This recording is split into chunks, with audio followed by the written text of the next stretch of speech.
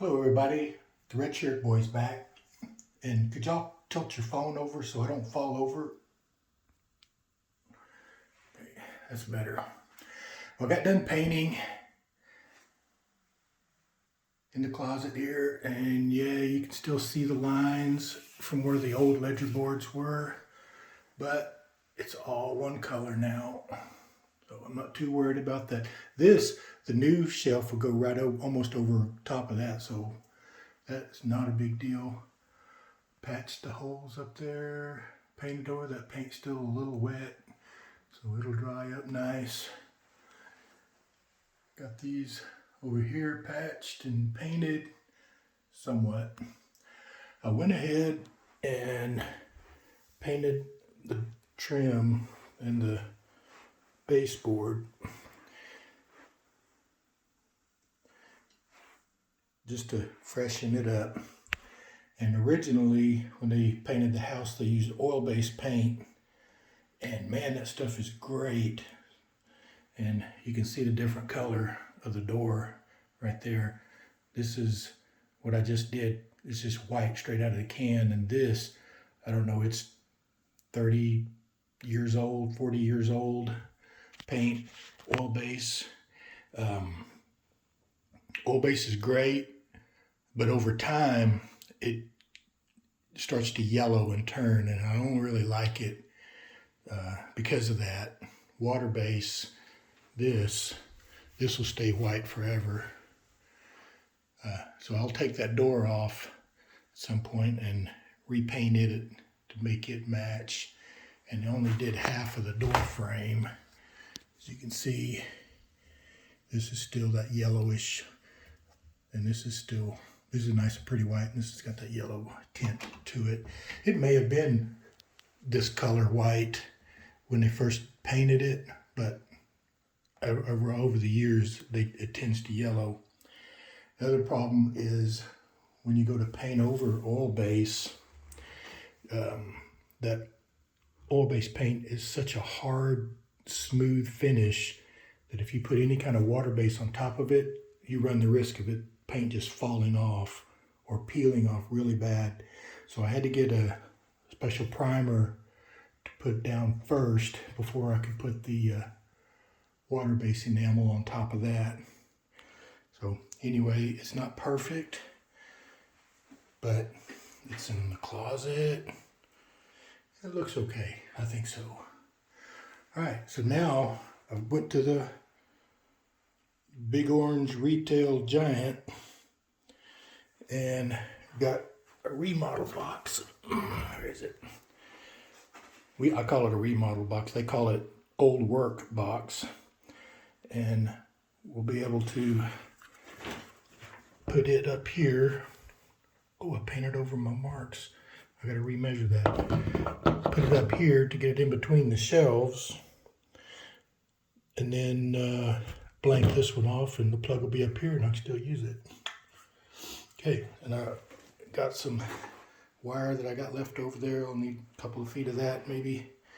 I got wire nuts in there, and I got my electrical tools in here. Dad socks. Okay, well, let me go turn the breaker off so we're not electrocuting ourselves, and I'll be back. Alrighty, I think I'm all set up now.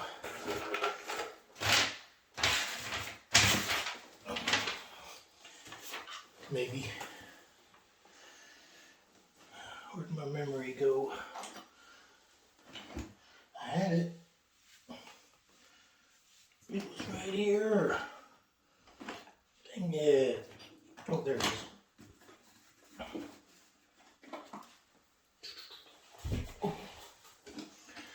Okay. So, left off 43 and 7/16.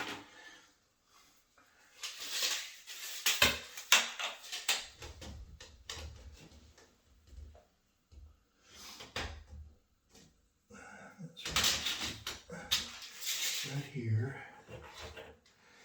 And that's the top of my shelf, and so that's there. And 57 and 3/16 is here.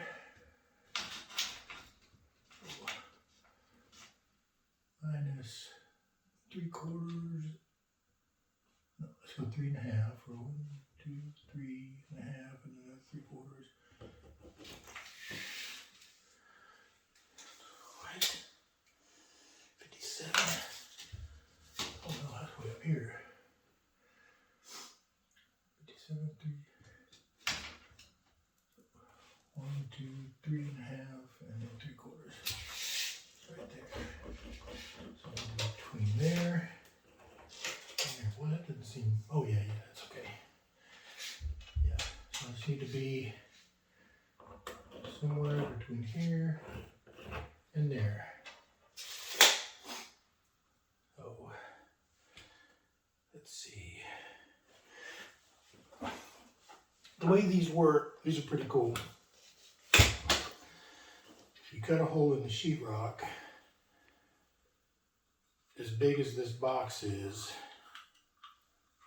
Can you see? As big as this box is. And these tabs, you slip this in there, and these tabs catch on the sheetrock. And these little ears, they fold down, and when you tighten the screw, there's a screw right here. You tighten the screw, it flips them up, and then it sucks it in and pinches the sheetrock between this tab and this. That's what holds it firm. Now, if you're crazy and you go slamming on it, then yeah, you can push this through, but as long as you're not an animal, then you'll be okay. So I'm gonna set this, like that, right there.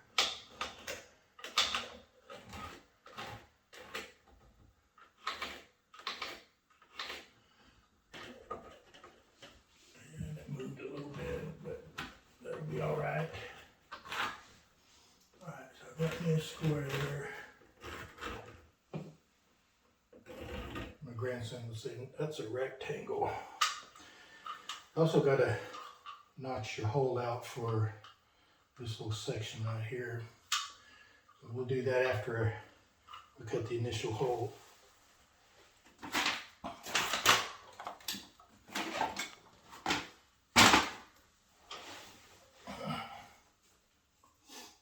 You know what I'm going to do?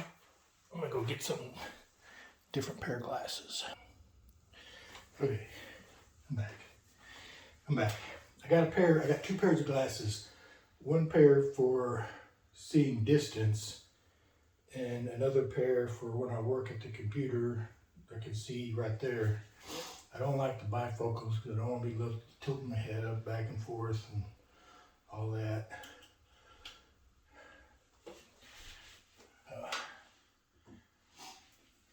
Working right here, this I can see pretty good.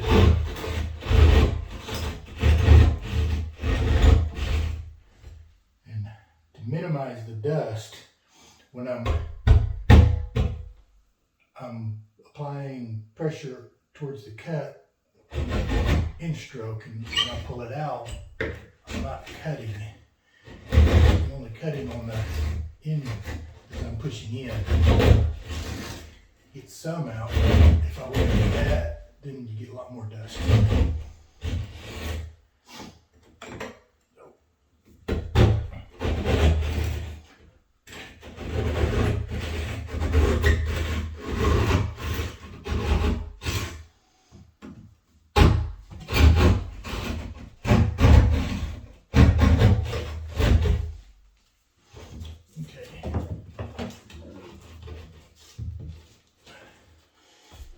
Got that. Now, let's see come back here. Let's see where I need to. I want this to be pretty tight, and it is. So,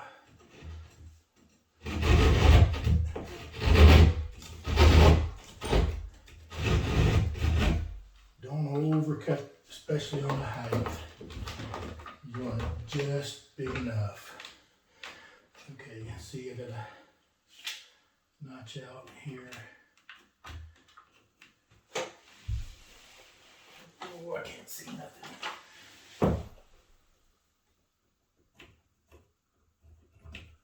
There.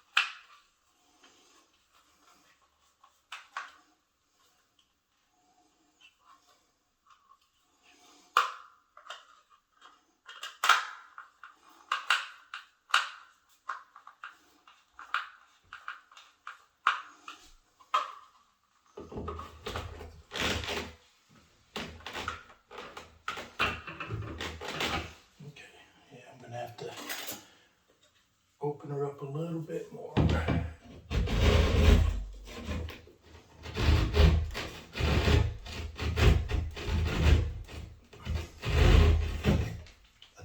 I cheaped out. I got the gray ones, the blue ones. I think they're a little more forgiving.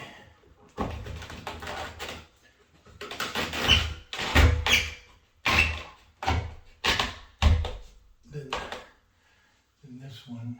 And these are.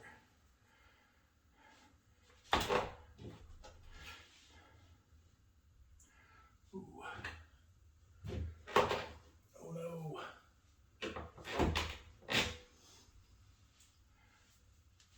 Crooked. Let's see if we can fix that. Let's see, how would we do? That needs to come over.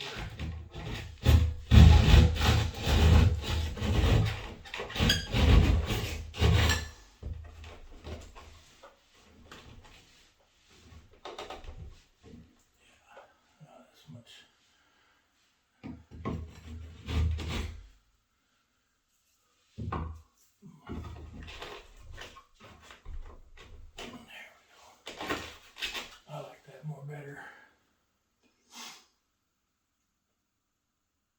Yeah. Okay. Then you take your screwdriver.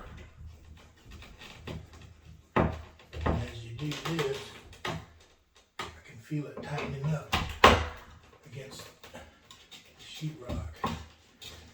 Feel it pulling it in tighter. You don't want to over tighten them either, like I'm probably about to do.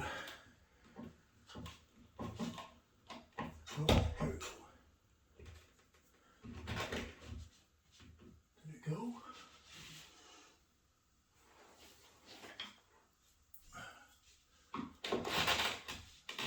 I think I missed it.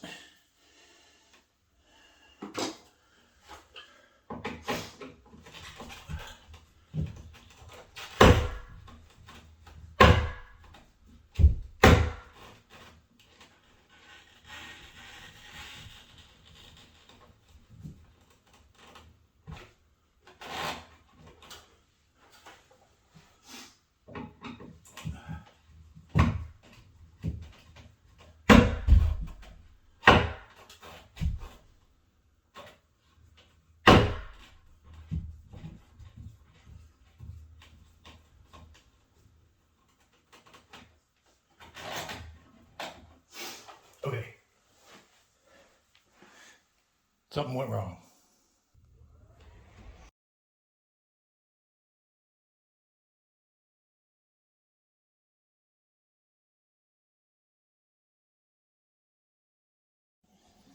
Okay. They didn't have a blue one, but they had a gray one. So I got it, and I ripped the sheetrock out here so there wasn't anything to hold it to. So I had to fix it.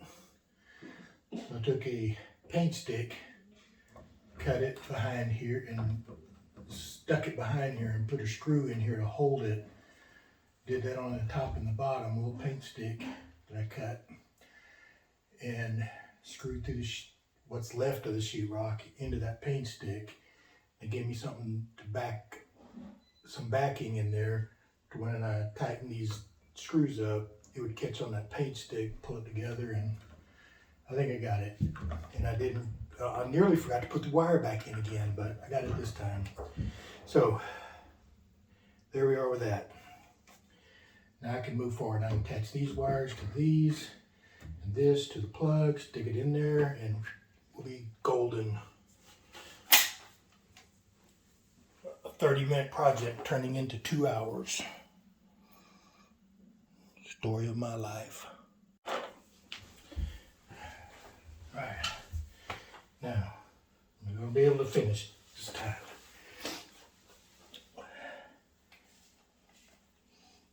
I had to get something to eat. I'm starving. Oh, what's the first thing you do when you come back into the room after you shut the power off to the room? Flip the light on and wonder why it's dark.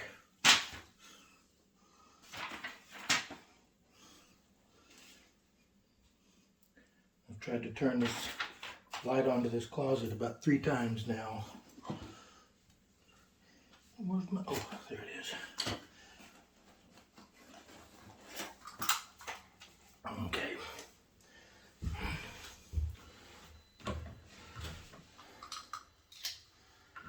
Let's see.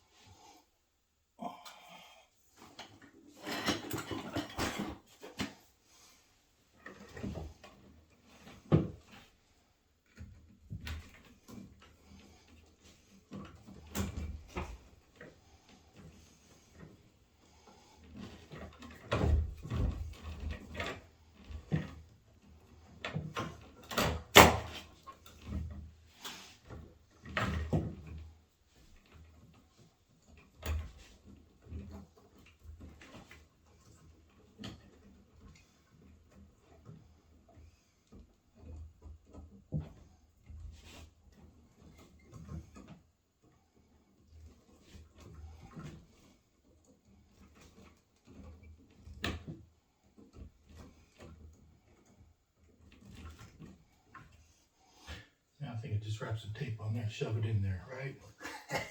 No.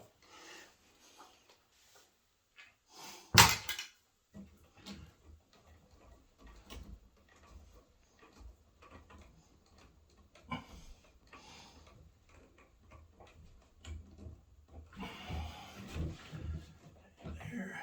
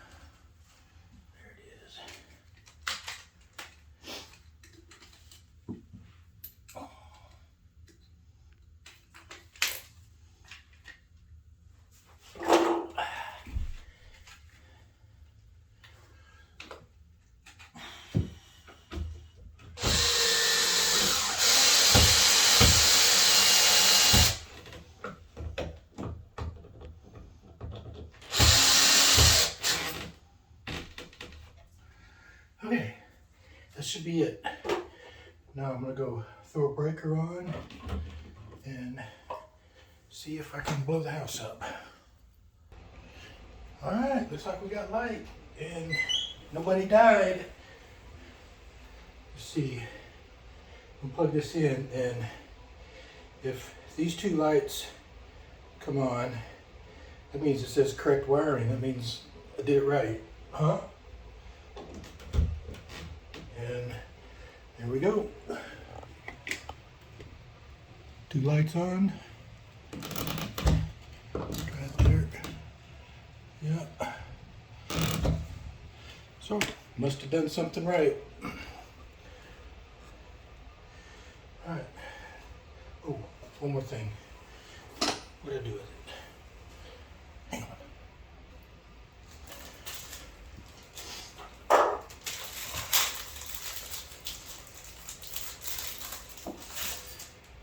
A blank cover for this. Ooh.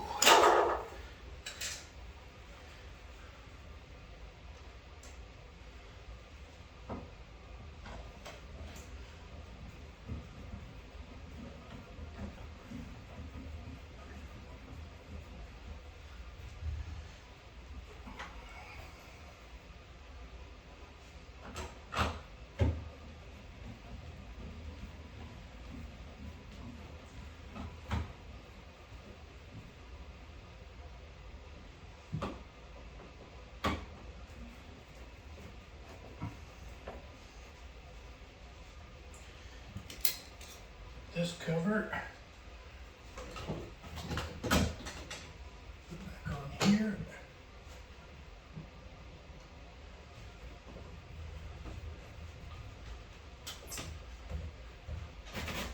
Okay, there we are. I'm done with that. That shelf that's coming here, I'll cut a little notch in there.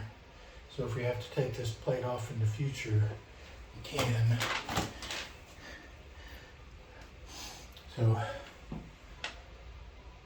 there we go. That's going to do it for tonight.